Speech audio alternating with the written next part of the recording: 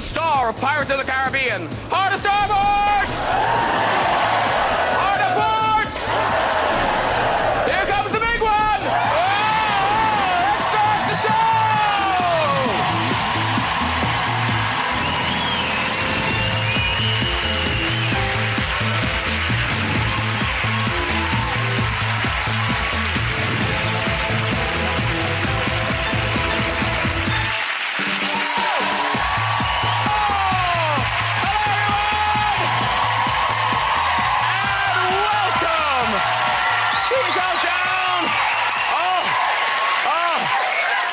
Excited? Yes. Oh, I know I am. I've got a good one for you tonight. Yes, the one and only Johnny Depp is here. That's not all. Oscar nominee Carey Mulligan is here. Top Irish comic Byrne is on the show. Writer, director and actor Ricky Gervais is here. Plus, we have music from Snow Patrol. I tell you. It's a lineup, isn't it? That's a good show. And, of course, thrilled to have Ricky Gervais back on the show. Ricky's got a new comedy series out called Life's Too Short. Now, the show... It's a hit, Ricky. The show follows the life of a showbiz dwarf. You do think, what does Ricky know about that?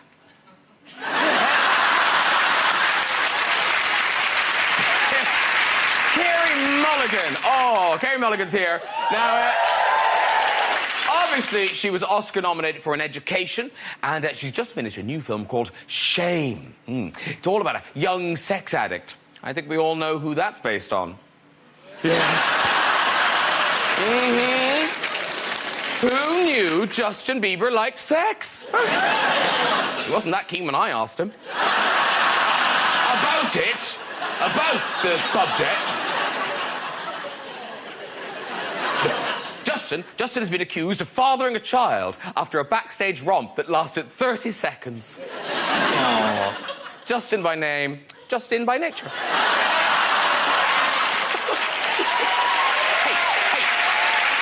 Delighted to welcome Johnny Depp onto this show. Now, I should warn you that as I speak, he's on his way from the premiere of his new film, The Rum Diary. In the film, Johnny's character spends most of his time drinking rum. So many different kinds of rum. Dark rum, white rum, red rum.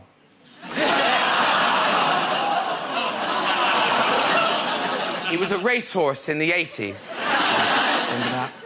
Johnny is probably most famous as Captain Jack Sparrow in the Pirates of the Caribbean. Oh, there he is. I'll tell you. Now, those films, they are fun, but I do find them quite frightening. I do. Do you remember the Kraken? The Kraken, a huge man-eating squid? Now, don't be frightened, but here is a huge man-eating squid. Yeah.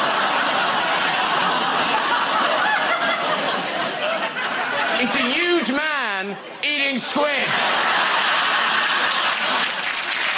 Let's get some guests on!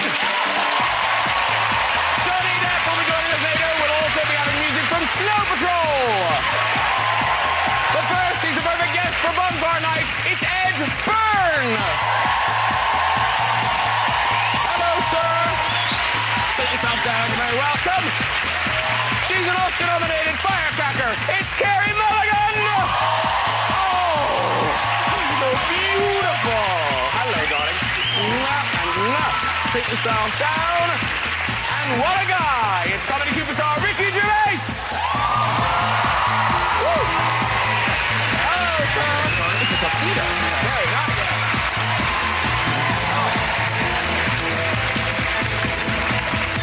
Everyone looking lovely.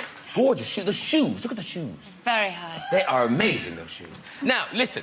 I just want to check, before Mr. Depp does arrive, that there's got to be no awkwardness on the sofa, because I know in the Golden Globes you were less than kind about Johnny and Angelina's film.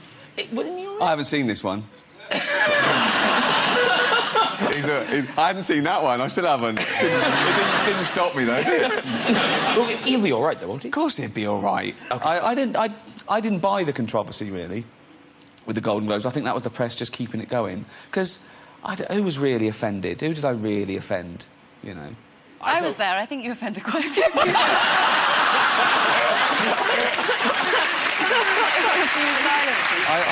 This was ridiculous. He's in the new show, you know, and everyone was going, oh, he insulted everyone. Johnny Depp was furious. So I sent him an email and said, sorry about the Globes. How'd you like to get your own back? And he went, I loved it. Of course I wasn't annoyed. You know, it's ridiculous. It's like... Oh, right. He wasn't annoyed at all. So was Angelina Jolie in Life's Too Short as well? I didn't ask her. She didn't look so happy. Carey, you blame Johnny Depp for ruining your hair. No, I played a tiny prostitute part in Public Enemies for a day. You don't mean a dwarf prostitute? So you played a tiny prostitute? I played a tiny prostitute part in Public Enemies where they convinced me to dye my hair white, and thus it all fell out. No. And didn't you have to kiss him a lot? I did kiss him several times, but it got cut from the film. No, I mean, I mean, yes, very nice. Poor Johnny Depp. How many times did you kiss him? How many times? I think it was 16, because I was so uncomfortable, I couldn't... 16 times. Okay. But it got cut out? It got cut because I looked so uncomfortable. Really? Yeah, because I was kissing Johnny Depp, so I got really nervous. Who could blame you? And, Ed, you have a beef with Johnny Depp? Apart from the fact that he stole my look.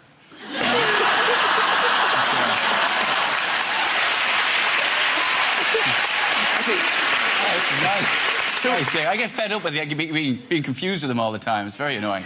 Should we compare and contrast? There's Ed. Oh, yeah.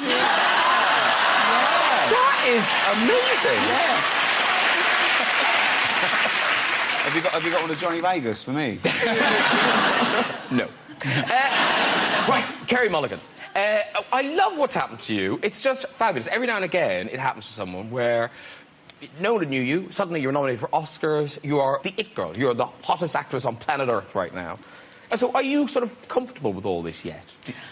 No, I feel like I've won an audience award to sit next to these two, so no, not at all. It's very strange. And what's extraordinary is that, apart from the odd school play, your first ever job was Pride and Prejudice with Judi Dench and Brendan Bethany and people. Yeah. Oh, there I am. Oh, ooh. Yeah. Yeah. Better now. I feel success has changed you. For the best, I feel. Yes. Yeah, it was my first job. I giggled a lot. I didn't do an awful lot. But... And now you've got, I mean, so many people wanted this role, but you are playing Daisy Buchanan in The Great Gatsby opposite Leonardo DiCaprio. Yes.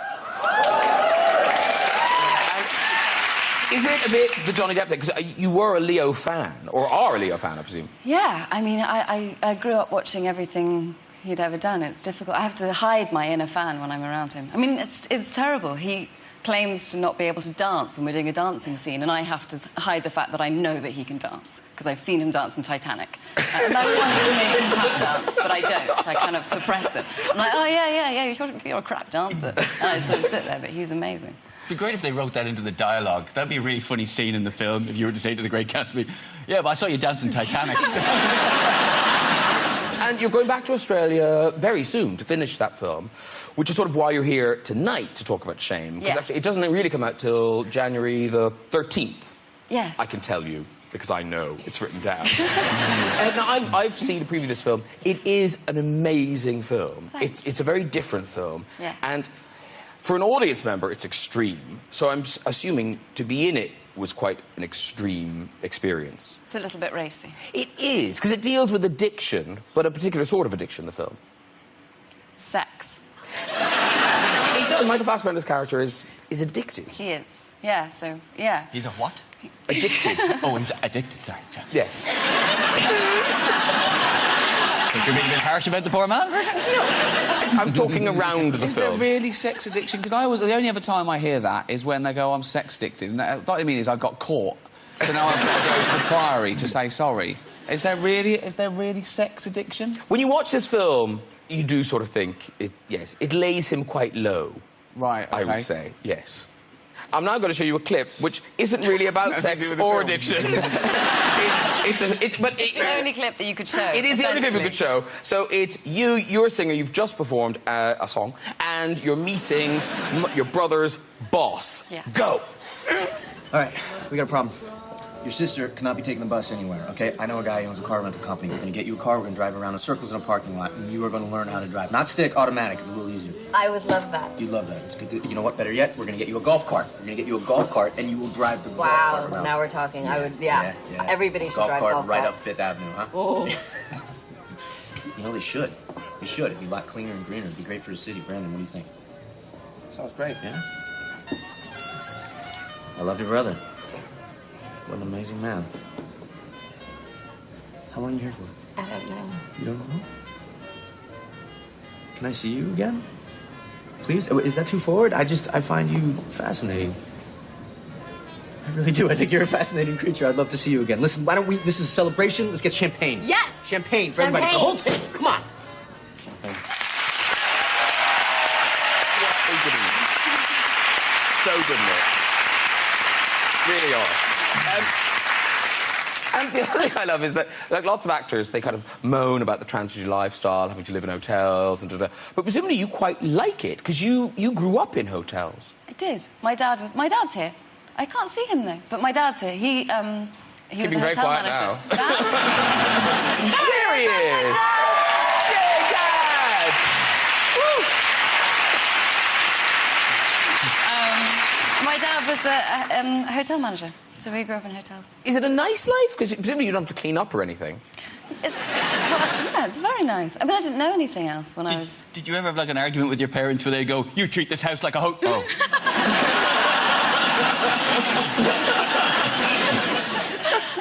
And how old were you when you got out of hotels? So, Dad? 30. No, because we moved into... So I stopped talking to my dad.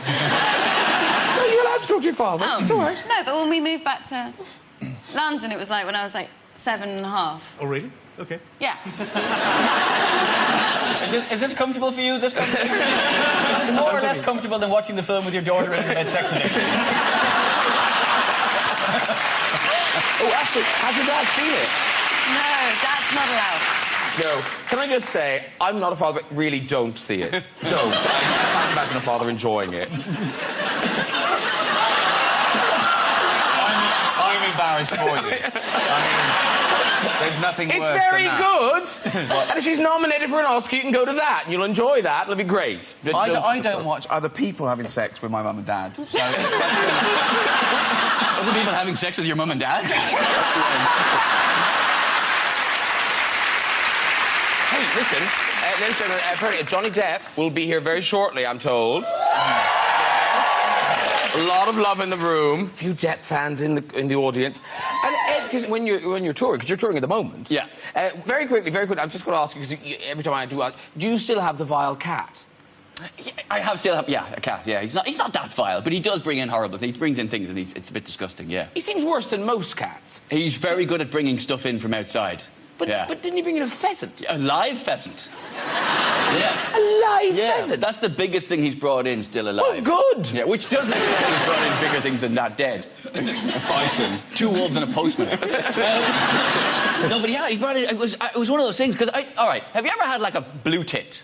Or a chaffinch, like a little bird, like, get in your house, right? They suddenly seem massive. Yeah. Suddenly you're being terrorised by this winged beast. See a pheasant. They're big outside, right? They're big in your garden. See, when you're in your living room, they're enormous. Because certain things seem bigger inside than they do outside, and you ladies would do well to bear that in mind.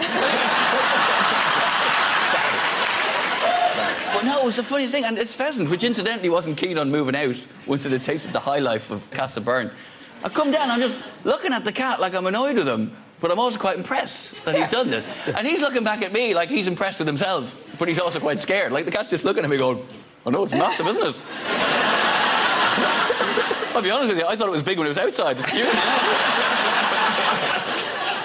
Anyway, I got you this. If you don't want it, put it on eBay. I don't really give a shit. I bet you brought home some terrible stuff in that. I'm going to say, it's my house.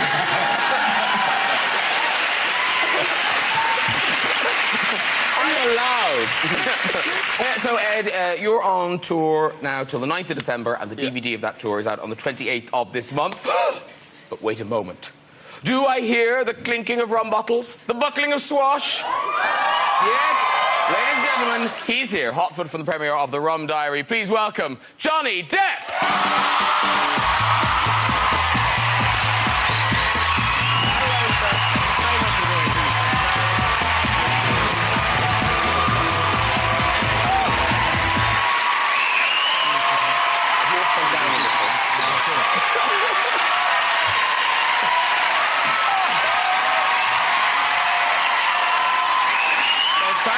They're very excited.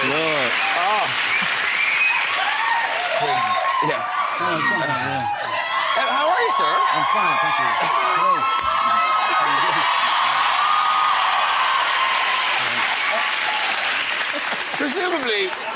Presumably, is that enjoyable? That must be a nice feeling. It must be a lovely feeling. Well, it's never expected. It's sort of it's a pleasure, yeah. And you've just come to the premiere. How was that? Was it went well? It was good, yeah, very good. And the crowd showed up and did that, the screaming. There was a bit of crowd, yeah. Yeah. Now, did it get as out of hand? Because there's a picture, I'm sure you've seen, the picture from the New York premiere of The Rum Diary. What went on? What's happening in that picture? That was the Heimlich maneuver. I had something lodged. What, for real? No, not really, no. You were just being manhandled by somebody for some reason? I was. Okay, fair enough. Okay. I have pressed charges. And listen, we're delighted you're here, but to be honest, I'm surprised you're here so quickly because it seems you are so lovely to your fans. Like the story of you as Captain Jack going to see that little girl in Greenwich. Oh, in Greenwich, yeah. That's an amazing story. For people who aren't familiar, tell us what happened. Well, I got a letter, I got this sweet little letter from a little girl who was going to school like 3 minutes away from where we were shooting. And she said, we need to escape, we need pilots to help us out. So I thought, well, on lunch break, we'll go over, bring about 12 pirates and go ape. And we did. And it was really fun and really sweet. I mean, the kids were so responsive. Some were scared. Very scared. Actually, very scared. Because the thing that has been, how the hell did that letter get to you? In a bottle.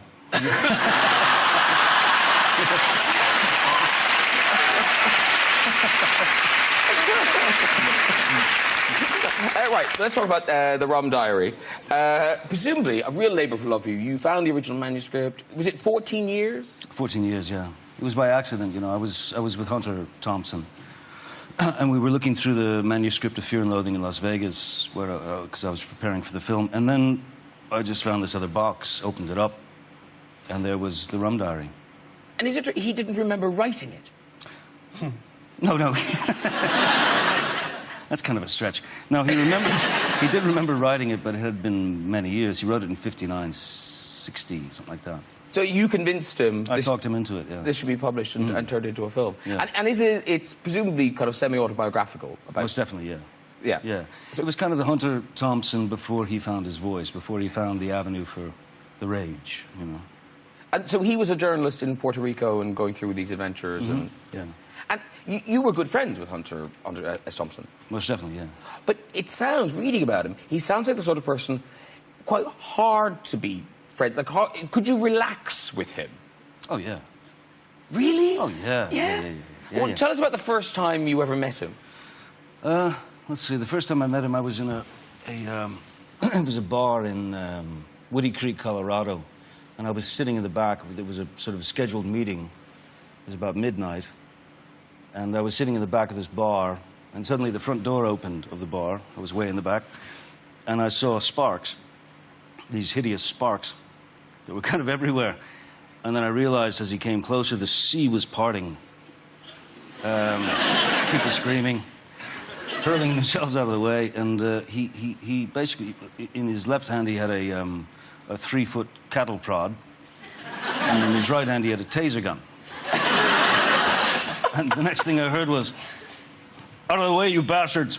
And the sea parted, and he arrived. and then we shook hands, and then we went back to his house and built a bomb. And I shot it with a shotgun. And it went off?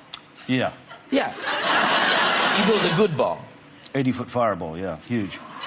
See, it does sound like fun. Nitroglycerin and things like that. Yeah, I mean, it sounds like fun, but again, I wouldn't relax. I'd think... I wouldn't sleep in that house. You slept in the house, It wasn't a council house. Where was it? It was in the middle of nowhere, I assume. Yeah, pretty much. I was going to invite you back to mine after this. I think I'd be disappointed I don't let you blow anything up.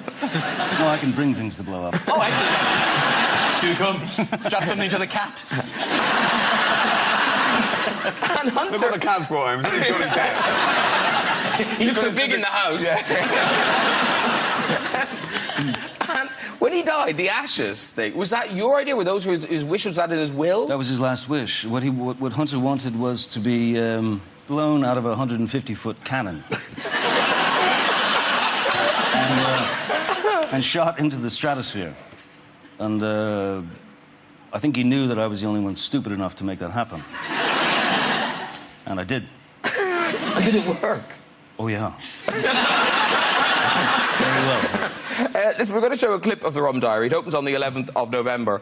This is one of my favourite sequences in the film. You've had a big night, and I think you've lost the front seat. Yes, our car has been stripped, yes, yeah. Yes, but you need to get back to town. We must, yeah. Yes, so this is you in the Rum Diary.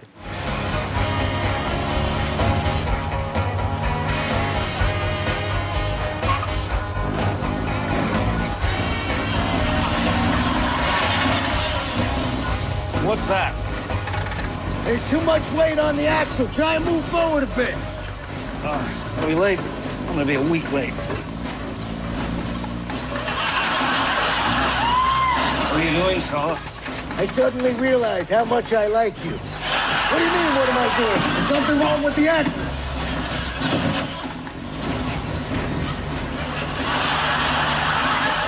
Oh my God, it's the cop we set on fire. Trying to look normal.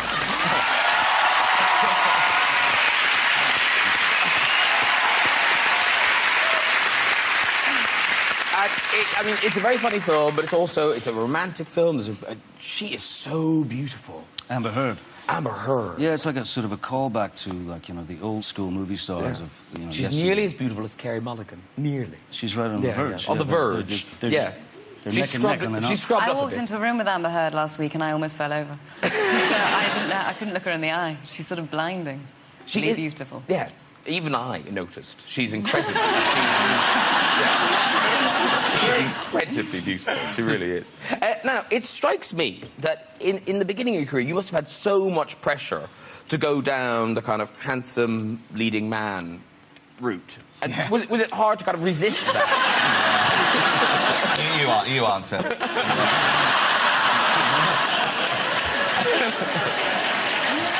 I think it's been tough on Ricky. It has. He suffers. How does he pout? He does suffer. Do your pout. Come on, do it. What pout? What pout? Come on. No, I need one. The pouch you stole off me. By the way, I really love your band. Thank you. I really do. I appreciate that. Jarvis Cocker, ladies and gentlemen.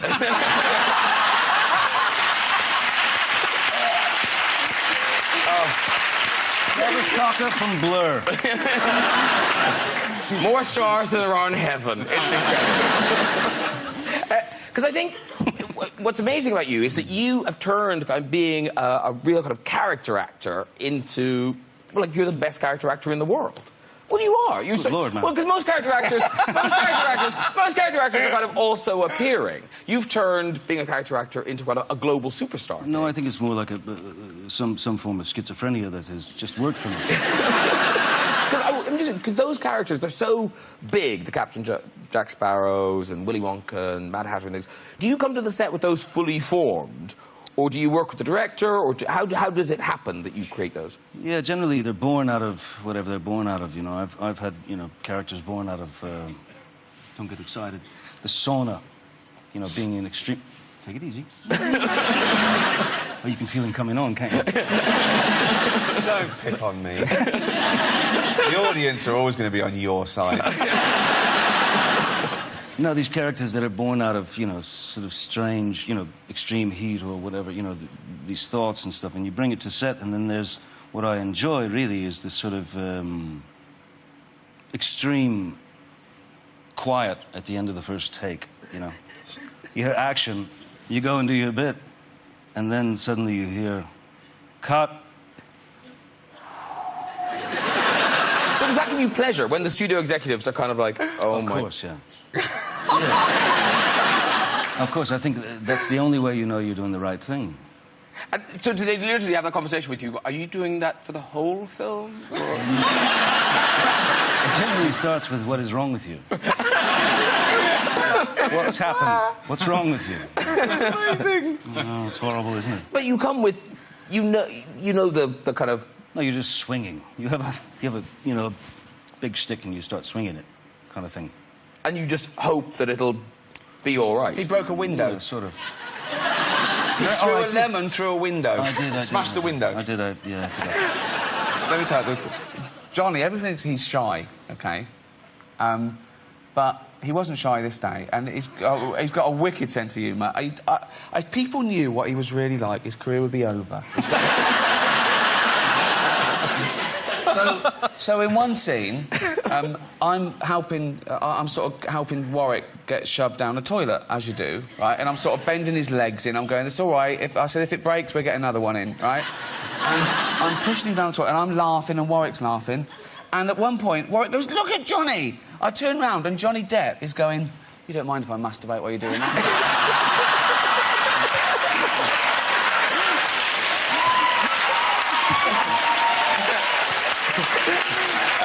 And someone took a picture of the moment, but he'd stopped by then, so it's just... Oh, okay, I think we've got the picture. Is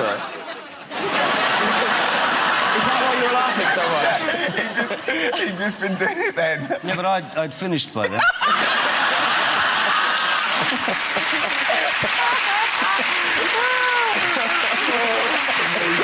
Oh, dear.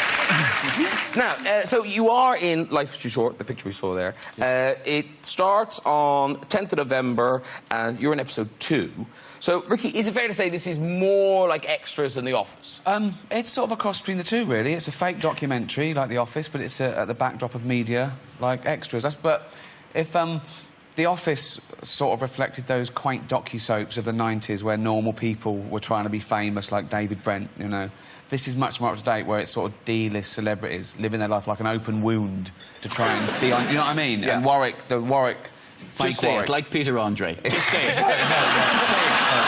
Like Peter Andre. I won't diss anyone. I suppose it's he's got a terrible accountant, so he's got a tax bill. His career's on the slide. He's not getting the films anymore. He's going through a messy divorce, so he agrees to do this fly on the wall, let the cameras into his house 24/7 to try and get back on the top. And he's manipulative. He runs an agency, but he steals all the best jobs for himself, and he just lets out the other dwarfs for, you know, human bowling balls and stuff. And Johnny is playing himself, and he's doing a new Tim Burton film, Rumpelstiltskin, and he's playing a dwarf. And so he wants to get in the head of a little person. So you're playing a dwarf? Yeah. Okay. And, honestly, it was an incredible day. It was the last day of shooting, and it was amazing. And the things he came up with, making Warwick do it. He made him do Michael Flatley, who came out of nowhere and just going, you know, Michael, and made him dance, and he made Warwick dance for about 8 minutes. We've got a clip of Johnny and Warwick and yourself and Stephen. Here they are, the lads. Hi. Hello, lads. So, yeah, I'm popping here, what, every other day to see you guys, aren't I? Seems like it. Yeah. Have you met before? Johnny, this is Stephen. Hello, what's me now? And Ricky, there. I actually remember him from the Golden Globes. Hi. Yeah. How's it going? I'm fine, man. Just doing another film that's going to make loads of money. Probably a lot more money than any film you've ever made. Good. Yeah, just writing. I write and direct all my own stuff. How great for you. That must be so great. You know, I'm working with a great director right now, a guy named Tim Burton. Have you ever heard of him? Of course. Yeah. The film itself is really brilliant, and I'm playing a very interesting character. Do you have any idea who my leading lady is on this film? In the Tim Burton film? Yeah. Helena Bonham Carter? I don't know. Stab in the dark. She thinks you're an idiot. Sorry, have I done something to offend you? What do you mean, like, trashing me in front of, like, 200 million people at the Golden Globes? It was a while ago. They were jokes, Johnny. I didn't... Oh, they were jokes? Yeah. You like jokes? Yes. Good. Because I actually got together with a few pals after the awards, and we wrote some jokes about you. I want you to know this. I want you to carry this with you for the rest of your days. No one makes fun of Tim Allen on my watch. And gets away.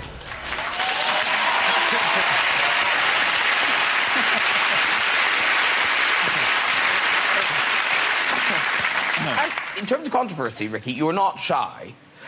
You do like... Well, I don't know if you like... Do you like getting into trouble? Do you like... I don't get into trouble.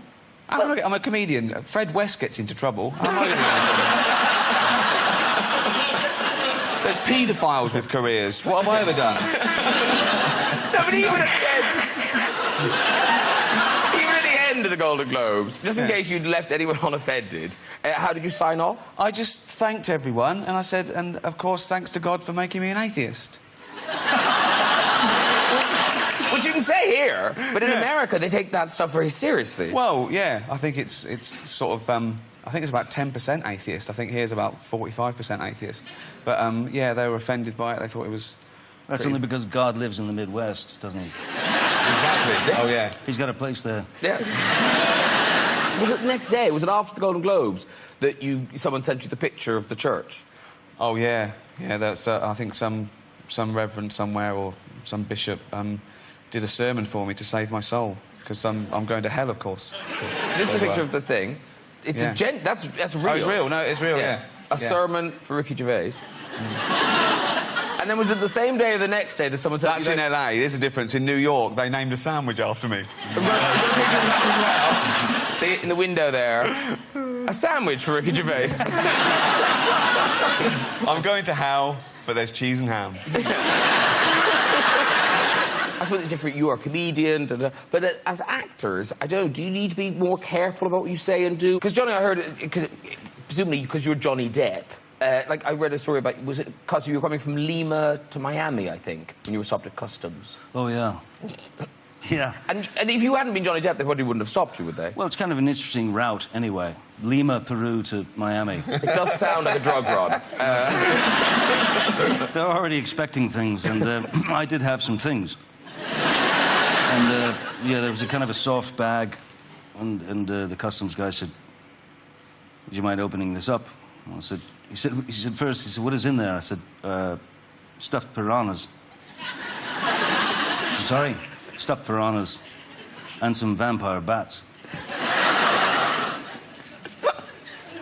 Unzipped, and then there just happened to be some sort of vitamin powder that I was taking at the time. Yeah, I mean, in all seriousness. Otherwise, I'd still be in jail. And when I unzipped it, poof, you know. And there were these piranhas and bats covered in white powder. Why did you have piranhas and bats? Never mind the cocaine, right? Sorry, why did you have piranhas and bats? Well, it was important to have them. Yeah, of course. I had to bring them home. Yeah. But the guy thought he'd found the mother lode, you know. You must have been so excited. Oh, God, it was... Oh. After that. Two-hander. He didn't go through with it, just so you know. All right. No, So how did you say... I'm still a virgin. Oh, I was a virgin until Ricky... Do you say that's vitamin powder, don't worry about it, and he believed you? Is that real? They really do He that? did not believe me, no. No, right. So what No, do they no. do? Everybody came out with guns and things like that. Wow. Couldn't make it into the law. But did you put a knife in your... and go up the rigging to get away from you? That's what I'd have done. You had trouble at customs, Ed, didn't you? Oh, customs. I remember immigration in the States one time. I was going in and I panicked because the guy was like, so what do you do? And I goes, I'm a comedian. So he straight away goes, well, tell me a joke. And I just panicked. Because I was like, if this joke isn't funny, he's not going to believe me and I can't get in. So it was like, I was like, oh, God. And then straight away I go, what do you call an American? Oh, no, that's not going to work. And I just, like, if I say something there's terrorism in or anything like that, it's going to... And I just panicked and I came out with a joke that wasn't that funny. I goes, I goes, why do Morris dancers wear bells so the blind can be irritated by them as well? He doesn't know what a Morris dancer is. But he came back with what was basically the worst heckle I've ever had in my career, where he just went, I'm going to put actor.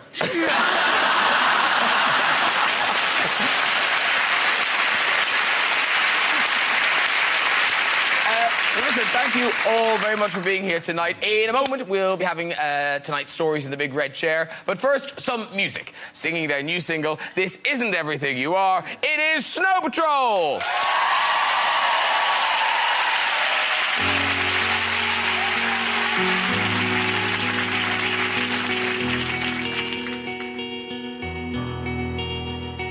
You can't find the phone, so you can call it up, but it might be for the best.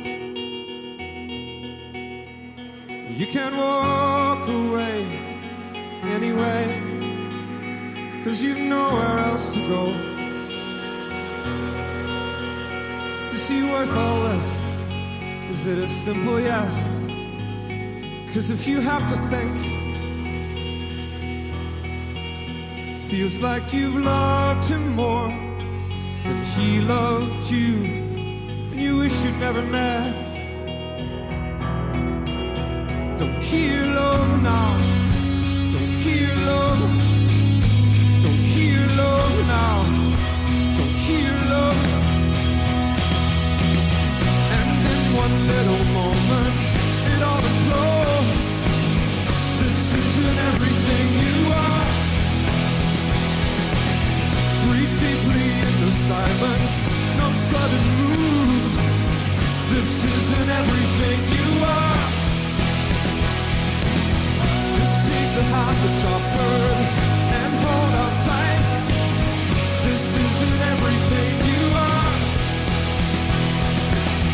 There's joy not far from here, I know there is.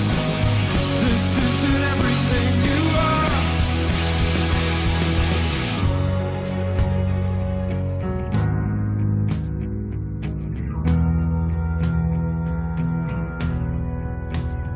When you took the call, how could you know that he'd slipped away last night? And you wish you'd went home days ago. Say goodbye or just hello. Don't kill love now, don't kill love, don't kill love now, don't kill love. And in one little moment, it all implodes. This isn't everything you are. Breathe deeply in the silence, no sudden moves. This isn't everything you are. Just take the hand that's offered and hold on tight. This isn't everything you are. There's joy not far from here, I know there is. This isn't everything you are.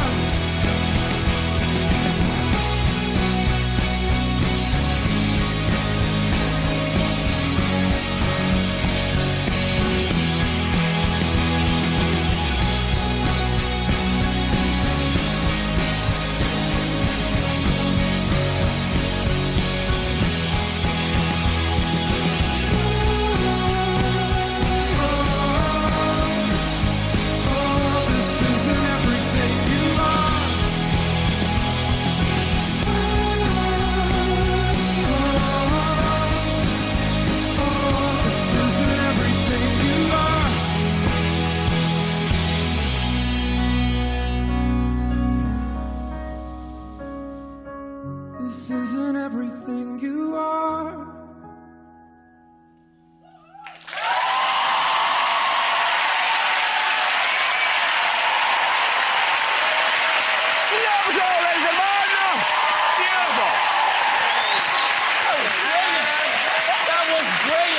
the new single out from the 13th from their forthcoming album, Fallen Empires, which is released the following day. Right, before we go tonight, let's have a story or two in the red chair. So, who's up first? Hello, sir. Hello. Hi, what's your name? Mohammed. Okay, and what do you do, Mohammed? I'm a student. A student of? Radiography. Radiography. A proper job. Okay. Off you go with the story. Well, when I was 7 years old, I went on a holiday with my mother to Egypt. And during my time there, I saw a donkey that was fully erect.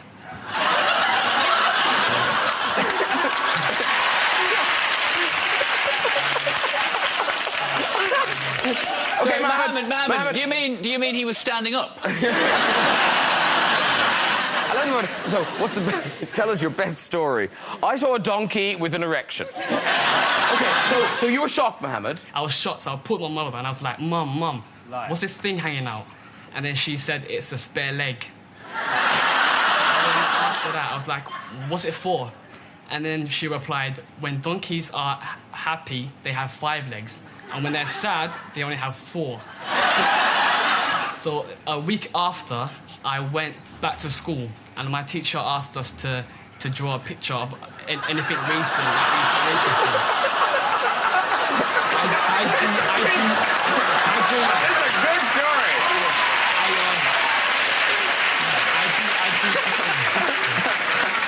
I drew 2 pictures of a donkey. One was happy, and the other one was sad. We love your story, Mohammed. You can go. Well done, sir.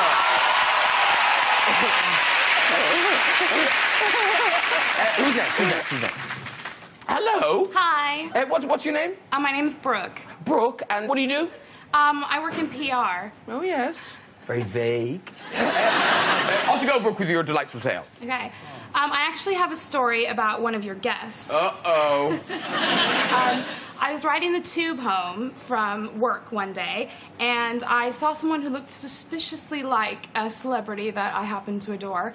And he was wearing a stocking cap and some sunglasses, and I noticed that he had a tattoo on his arm that said Jack. And I thought, oh my goodness. And I leaned over and I said, excuse me, are you who I think you are? And he looked up at me and he said, why, yes, I'm Brad Pitt. Needless to say, it wasn't Brad Pitt, and I got a great photo with Mr. Johnny Depp on the platform at Bank Station. Is that true?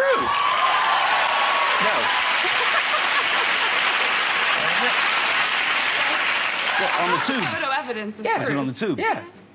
Oh, I think that's you true. were, Mr. You were with a BBC journalist. I think you might just have a picture with some man. Or, bizarrely, a picture with Brad Pitt. Take a picture now. Oh, do you want a picture now? Okay, run out here, run out, quick. Let's go find you. That's very nice of you. Run! Run, Brooke, run! It's really nice to see you again. Hearts are breaking. Stand together and we'll take a screen grab of you. There you go. And we'll get that to you. All right. Well done, Brooke. Very good. Well done, everyone. And if you'd like to join us on the show and have a go in the red chair, you can contact us via our website at this address. Thank you so much to my guests tonight. Snow Patrol, Ed Byrne, Carey Mulligan, Gervais, and Johnny Depp.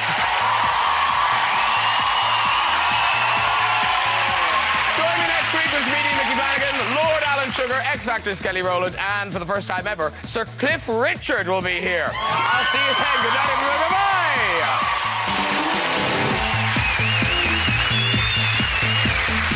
And ahead of his new comedy next week, Ricky Gervais presents The Making of Life's Too Short tomorrow night at 10:15 on BBC Two. Coming next here on BBC One, are you feeling lucky with the National Lottery?